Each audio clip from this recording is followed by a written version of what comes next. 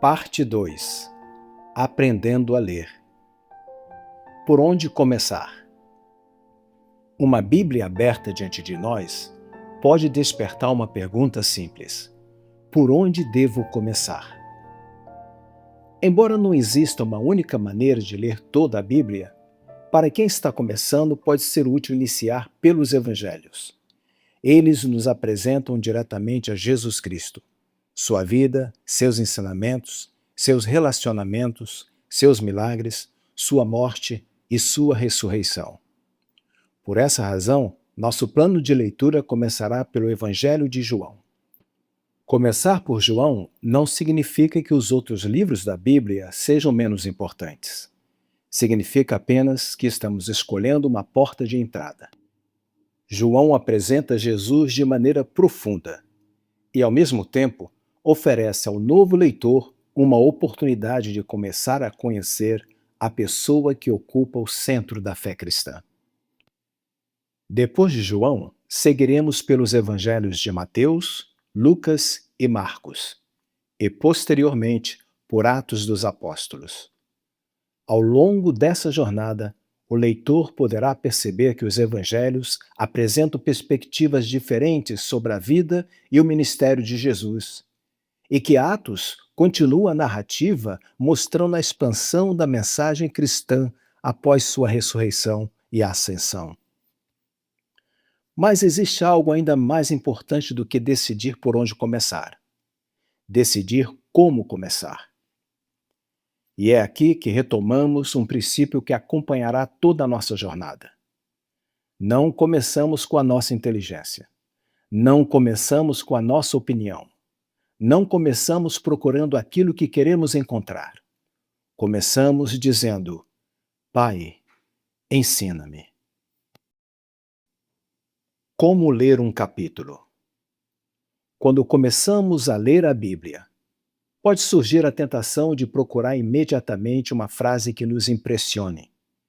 Isso não é necessariamente errado, mas existe uma maneira mais proveitosa de começar: ler o texto inteiro antes de tentar extrair dele uma mensagem específica. Procure entender o que está acontecendo. Quem está falando? Para quem? O que aconteceu antes? O que acontece depois? Qual é o assunto principal? Existem palavras ou ideias que se repetem?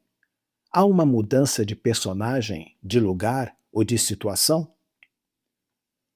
Uma boa prática é ler o capítulo com calma pelo menos uma vez, sem interromper a leitura a todo momento para consultar outras fontes. Na primeira leitura, procure simplesmente observar o texto. Depois você poderá voltar a ele e prestar atenção aos detalhes. Talvez uma palavra se repita, uma pergunta seja feita, uma comparação apareça ou uma mudança importante aconteça. Essas observações podem ajudar a revelar aquilo que o texto realmente está enfatizando. Por isso, antes de perguntar o que este texto significa para mim, procure primeiro perguntar: o que está acontecendo neste texto? Essa pequena mudança de perspectiva pode tornar sua leitura muito mais cuidadosa. Como compreender o contexto? Uma das palavras mais importantes para quem deseja estudar a Bíblia é contexto. Contexto é tudo aquilo que ajuda a compreender uma passagem dentro do ambiente em que ela foi escrita. Uma frase retirada de seu contexto pode dizer algo diferente daquilo que o autor realmente pretendia comunicar. Por isso, quando encontrar um versículo que desperte sua atenção, procure ler também os versículos que vêm antes e depois dele. Muitas vezes, uma afirmação que parece difícil ou misteriosa se torna mais clara quando conhecemos o assunto que estava sendo tratado. Também podemos perguntar: quem escreveu? Para quem escreveu? Por que escreveu? O que estava acontecendo naquela ocasião? Em que parte da história bíblica estamos? Não precisamos saber todas essas respostas antes de começar a leitura. Algumas serão descobertas durante o estudo, O importante é desenvolver o hábito de não separar uma frase do resto do texto. Uma boa regra para guardar é: um versículo deve ser compreendido dentro do seu contexto, e o contexto deve ser compreendido dentro da mensagem do livro.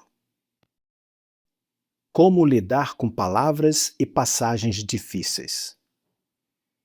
Em algum momento você encontrará uma palavra que não conhece, uma expressão difícil de entender, ou uma passagem que parecerá contraditória com aquilo que já leu. Isso é normal. Encontrar dificuldades não significa que você esteja lendo a Bíblia de maneira errada. Significa que está diante de textos escritos em outras épocas, culturas, línguas e circunstâncias. Algumas passagens exigem mais pesquisa e reflexão do que outras. Quando isso acontecer, não tenha pressa de chegar a uma conclusão. Primeiro, releia o texto. Observe seu contexto.